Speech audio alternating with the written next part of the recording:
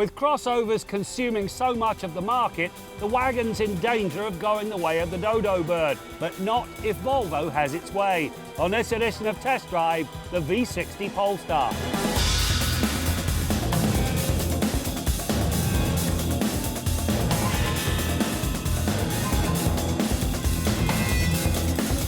At one time, Volvo was a very conservative company, famous for its boxy design and built-in safety.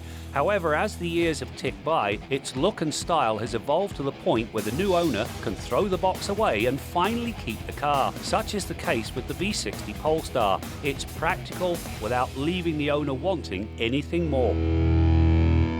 The cabin of this V60 is a mixture of good and bad. On the good side, you've got these seats. They are simply superb and amongst the best in the industry. The instrumentation, clean, clear and uncluttered, and you can change its look. You've also got a very good driving position. The downside is the infotainment system. First of all, the screen is tiny and it's not touch sensitive. That's knock number one. Knock number two is the fact you're left with this rotary dial and these buttons to control everything. It's very old school and needs updating. The V60 Polestar is powered by a supercharged and turbocharged 2-litre 4 that's eager and then some. The secret lies in the fact that the supercharger delivers direct-driven immediacy off the line. Then the turbo comes into its own. The net result is 367 horsepower and 347 pound-feet of torque, anywhere between 3,100 and 5,100 RPM.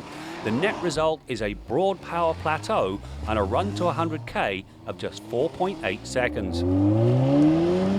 Safety, you ask? Of course, this is a Volvo after all. Now this thing gets everything from lane departure warning with keep assist, blind spot monitoring and adaptive cruise control right the way through to city safe. Now city safety uses cameras and a forward-facing radar to look for pedestrians and other vehicles, including cyclists. Now if it determines that a crunch is imminent and the driver does nothing to avoid it, this thing will step in to prevent the worst from happening. The 8-speed automatic transmission and all-wheel drive make the best use of the power at play. The transmission shifts are fast and the paddle shifters work all of the time.